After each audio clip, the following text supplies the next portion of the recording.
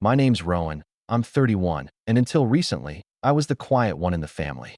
You know the type, the reliable sibling who sends thank you cards, shows up on time, doesn't cause drama. I worked in finance, not the flashy Wall Street kind, just steady, spreadsheet-heavy work for a mid-sized firm. I lived alone, paid off my student loans, didn't post much on social media, and stayed out of family arguments. But that all changed the Sunday after Grandpa's funeral, the brunch that turned everything upside down. We were at my aunt's house, one of those polished homes where you're scared to put your coffee cup on the wrong coaster. My family's big on appearances. Perfect floral arrangements, matching place cards, linen napkins no one dares wipe their mouth with. My older brother, Nolan, sat near the head of the table with his arm around his fiancée, Hannah, both of them glowing like they were the guests of honor. My parents were beaming too. Everyone else seemed strangely chipper for a gathering that was meant to be, at least in part, about honoring Grandpa's memory. I knew something was off the moment my aunt brought out the champagne. "To new beginnings," she said, lifting her glass, smiling too wide. "And to Nolan, who's finally free." There was a pause before everyone raised their glasses, not out of confusion, I realized, but because they were waiting to see my reaction. I just blinked. Nolan laughed and said, "Guess it's time we told him." "Told me what?" My dad stood up, cleared his throat, and delivered the announcement like a corporate memo. "Your grandfather wanted to leave a legacy that kept the family together. So we've all agreed, after a lot of discussion, that the inheritance should go toward paying off Nolan's debts. It's only fair, given everything he's been through." I felt the breath leave my lungs. Nolan's everything referred to the $120,000 in debt he'd racked up between a failed crypto startup and several high-interest personal loans. He was the golden boy who couldn't hold a job for more than 6 months, but somehow always landed on his feet. I'd heard whispers, of course. Late payments, collection calls, a quiet bankruptcy filing. But I never thought they'd actually use Grandpa's estate to clean up his mess. My aunt, always the one to twist the knife with a smile, tilted her head and said, "You never really needed your share, Rowan. You're doing fine on your own." I didn't say a word, just sipped my coffee and smiled politely, like I hadn't seen this coming. But I had. 11 weeks earlier, during one of Grandpa's hospital stays, he pulled me aside. Said he didn't trust the circus, as he called them. He might have been old, but he wasn't blind. He knew the family would swarm like vultures the moment he was gone. So he gave me the keys to a safe deposit box and told me, "Don't trust what they say when I'm gone. Trust what I wrote down." After he passed, the will they presented felt edited. Too clean. Too generic. No mention of the letters he always said he was writing. No list of assets. Just a vague declaration that the estate shall be divided as the family deems fair. But I didn't fight it. Didn't even raise a brow. Because by then, I'd already gone to the bank, opened the box, and found the original trust paperwork, signed, notarized, airtight. Grandpa had left me 40% of his estate directly, in a separate trust. Not for being the favorite, but for being the only one he trusted not to blow it all on Instagram-worthy vacations or failed ventures. It wasn't just money. It was a vote of confidence from the one person in the family who saw past my silence. Over the next few weeks, I played dumb while the others divvied up what they thought was left. They assumed everything was liquid. They didn't know Grandpa had sold part of his land in quiet pieces and moved assets into safe investments under the trust's name. I met with the attorney discreetly, got the trust finalized, and transferred the assets. Everything was done by the book, and no one suspected a thing. So when they made the big brunch announcement, toasting to Nolan's freedom, chuckling like I'd be grateful for the family decision, I didn't flinch. I just checked my phone, refreshed the trust dashboard, and saw the confirmation. The money was gone. Not stolen. Not hidden. Just no longer accessible to them. The best part? They wouldn't even realize it until the checks they were planning to write started bouncing. Until the renovation plans Nolan had boasted about to Hannah got mysteriously delayed. Until the accountant they'd hired to wrap up the estate started asking where the missing funds had gone. And when that moment came, I would already be 10 steps ahead. But I didn't gloat. Not yet. I just smiled, nodded along, and said, "Well, if it's for Nolan, I guess that's what Grandpa would have wanted." Because the real revenge wasn't the money. It was letting them think they'd won. Letting them relax, celebrate, feel smug. And then watching it all unravel, one shocked expression at a time. But I'll get to that. It started with a phone call from Nolan. Monday morning, just before 9 a.m. I was in my apartment, halfway through my second cup of coffee, scrolling through emails. His name flashing across the screen didn't surprise me. What did was the tone of his voice. Low, tight, trying to sound casual, but vibrating with tension. "Hey man," he said, drawing out the syllables like he was stalling for time. "Quick question. You didn't happen to, I don't know, move any of Grandpa's accounts or something, did you?" I leaned back in my chair. "Move them?" I repeated, playing dumb. "What do you mean?" "Well, we tried to pull the first 50 from the estate account for the debt consolidation thing. You know, the whole plan we talked about, and the funds bounced. The bank says the account was liquidated 2 weeks ago. Completely empty." I made a sympathetic noise. Weird. There was a pause. I could hear the muffled sound of papers rustling, someone whispering near him. Probably Hannah or Dad. "Yeah, the accountant's looking into it. But the thing is," he continued, voice tightening, "Grandpa's lawyer said something about a separate trust. Something he never had access to." "Huh," I said. "Sounds complicated." Silence. He was trying to read me, trying to figure out if I was playing dumb or if I was really that out of the loop. Finally, he sighed. "Look, man, we just want to know what's going on. We're not accusing anyone. Just, if you know something, say it." I thought about it. About the way he laughed at brunch when they announced they'd wiped away his six-figure mess. About the smug glint in Aunt Lauren's eyes when she said I didn't need my share. About the times they'd treated Grandpa like an inconvenience toward the end, avoiding hospital visits, missing phone calls, whispering about how long he could realistically hold on. So I smiled and said, "Let me know what the accountant finds." Then I hung up. 2 hours later, my parents called together. That never happened. My mother spoke first, using her overly sweet voice, the one she reserved for her coworkers and fake apologies. "Hi, honey. Listen, we're all a little confused here. There seems to be some kind of mix-up with the estate. Nolan's debt payment is time-sensitive, and we were just wondering if you had any idea why Grandpa's funds were inaccessible." I could hear my father breathing heavily in the background. He wasn't the patient type. He probably wanted to rip the phone from her hand and demand answers. I kept my tone light. "Well, I'm not sure what you mean by mix-up. Grandpa had plenty of time to sort out his affairs. You said at brunch that the family decided how to divide things, right?" "Yes," she said carefully. "But it appears Grandpa had a separate trust. And we were informed this morning that you were listed as the sole beneficiary of it." I let that hang in the air for a moment. Then, I didn't realize anyone else knew about that yet. Now came the change. The sweet voice cracked, and my dad took over, his voice hard and sharp. "Rowan, if you knew about this, if you deliberately let us make decisions based on incomplete information, I didn't let you do anything," I said calmly. "I just watched you do exactly what Grandpa predicted. You made backroom deals, decided what was fair without even asking, toasted each other like you'd already spent the money.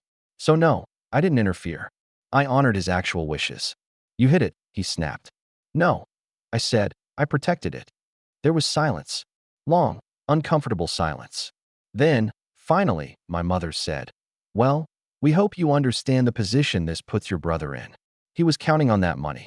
We all were." That last part made me laugh. "That's funny," I said, "because no one asked what I was counting on." I ended the call before they could respond. What followed was a slow unraveling, exactly how I'd hoped it would go. First came the calls from the estate lawyer, trying to clarify a few misunderstandings. Then the text from Aunt Lauren, "We need to talk. Family comes first." My cousin Riley messaged me on Instagram with the subtlety of a sledgehammer. "Is it true you got the trust?" Grandpa would have wanted everyone taken care of. They weren't angry yet. Not really. Not openly. No, this was the bargaining phase. The stage where they tried to guilt me, sweet-talk me, manipulate me back into the role I'd always played, the quiet one, the peacemaker, the doormat in a sweater. But that Rowan was gone. By Thursday, Nolan had missed his first debt payment. His tone had changed completely. No more casual, no more confused. Just a single voicemail that started with, "You really messed us over," and ended with, "Don't think we'll forget this." I didn't return the call. Then came the surprise visit. Saturday morning. I was in sweats, folding laundry, when I heard the knock. I opened the door, and there they were, Nolan, my dad, and Aunt Lauren, all dressed like they were going to church or a funeral. Maybe both. Nolan was pacing. My dad's jaw was locked. And Aunt Lauren, well, she smiled like always. That patronizing, fake warmth she used whenever she thought she still had the upper hand. Can we come in? She asked. We'd like to have a little family meeting. I leaned on the doorframe and didn't move. My dad stepped forward. Rowan, this has gone far enough. No, I said. It really hasn't. They exchanged glances. Then maybe we should talk somewhere more private, Nolan muttered. Before this gets uglier than it already is. And that's when I stepped aside, not to let them in, but to show them who was already sitting on my couch. Because I wasn't home alone, and he wasn't who they expected to see. Seated casually on my couch, legs crossed and sipping from a travel mug, was Mr. Hardwick, Grandpa's original estate attorney. Not the generic executor my family had hired to wrap things up quickly. Not the guy who handed out glossy binders with clip art trees labeled Family Assets Overview. No, this was the man Grandpa had trusted for 20 years, the one with the gravel voice, the faded leather briefcase, and the memory of an elephant when it came to legally binding documents. The moment they saw him, everything changed. My dad stopped mid-step. Nolan stiffened like he'd walked into a courtroom by accident. Aunt Lauren's smile faltered, dipped, and disappeared altogether. Morning, Hardwick said, without standing. He gave a short nod, like this was all perfectly ordinary. Didn't realize we were expecting company. What are you doing here? Lauren asked, her voice just a touch too high-pitched. Rowan invited me, he said, setting down the mug. We've been reviewing some final paperwork, making sure everything's in order. He turned his eyes on my father, which, as it turns out, it wasn't. But that's being handled. Nolan stepped forward. You mean the trust? That's why you're here. Hardwick nodded. The real trust, yes. Not the one you all conveniently redrafted with some junior notary a week after the funeral. I knew it, my dad muttered under his breath. You had this planned. That made me laugh. You really think I could pull this off without Grandpa's help? You're giving me too much credit. Hardwick opened his briefcase, slow and deliberate. Papers slid out in neatly labeled folders, each one marked with a date, some from years ago. One of them, I recognized, was the signed and witnessed document from Grandpa's hospital bed, the one they all claimed didn't exist. Lauren's eyes narrowed.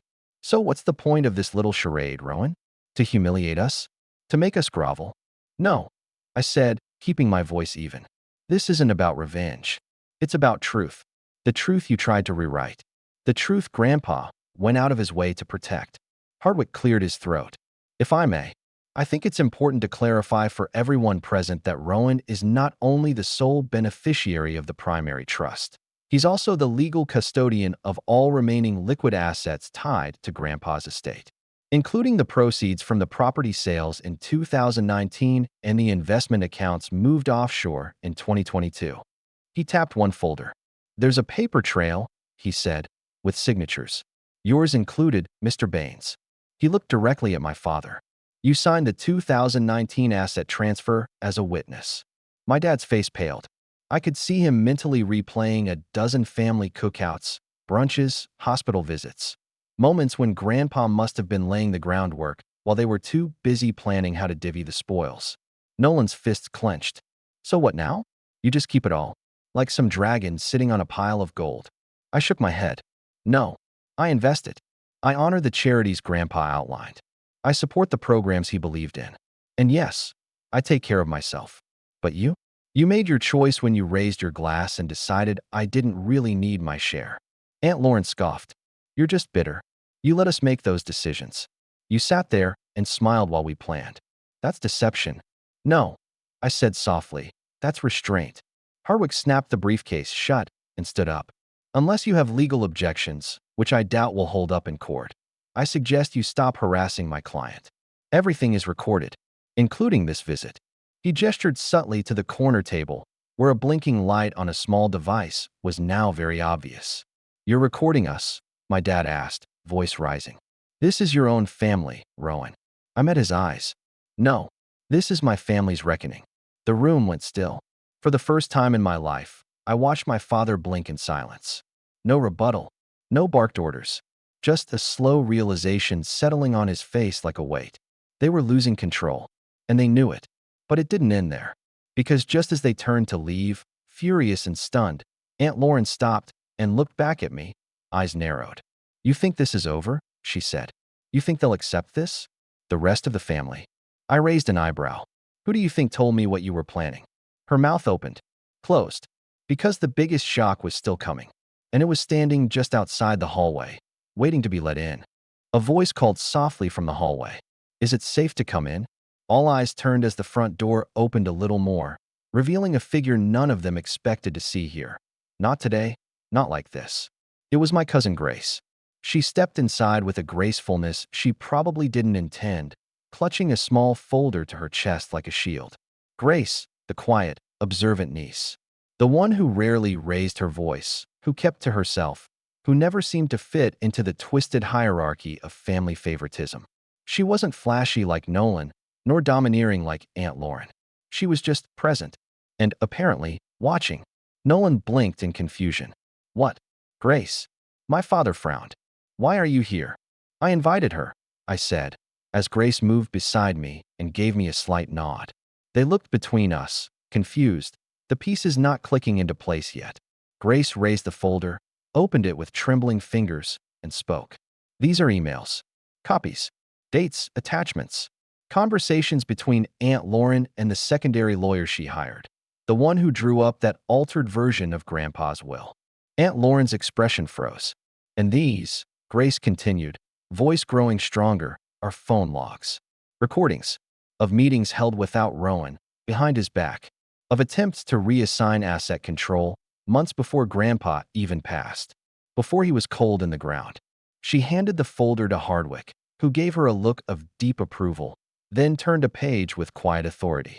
Quite thorough, he said. My father stepped forward, now visibly shaken.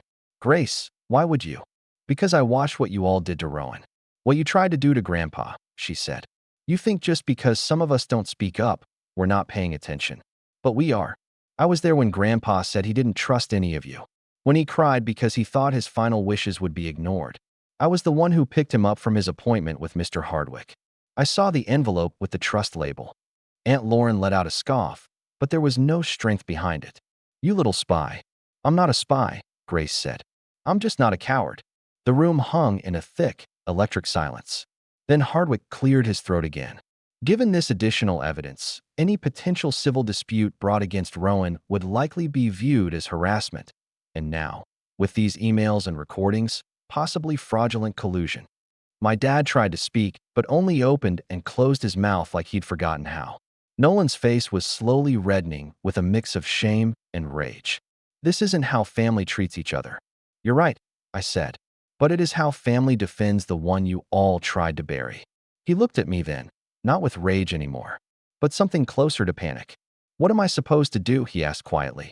They're calling me every day. I can't keep dodging them. I shrugged. I don't know, Nolan. Maybe get a job. His eyes widened. For a moment, it looked like he was going to lunge at me, but my dad's hand on his shoulder stopped him. Don't, my father said through gritted teeth. It's over. I met his eyes. Yes, it is. They left without another word. My father, for the first time in my life, didn't have a parting lecture. Aunt Lauren didn't slam the door, though her glare promised she'd try something else later.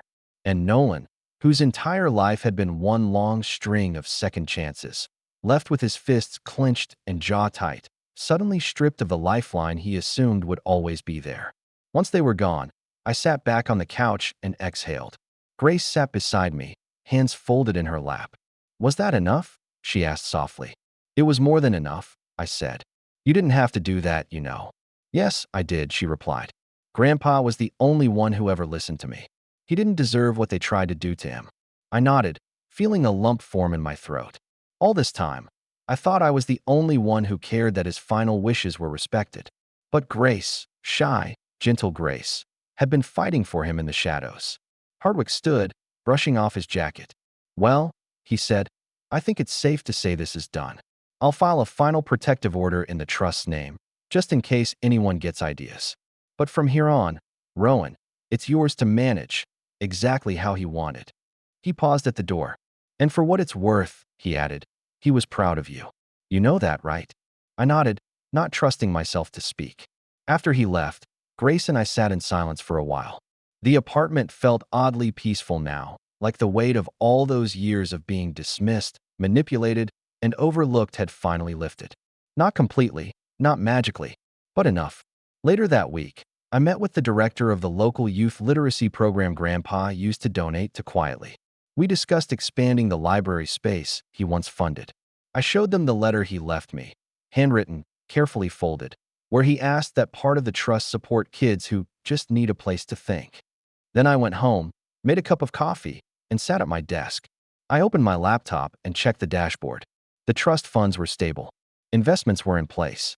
And there was even a message from one of the organizations I'd started a conversation with, a foundation for elder care, in Grandpa's name.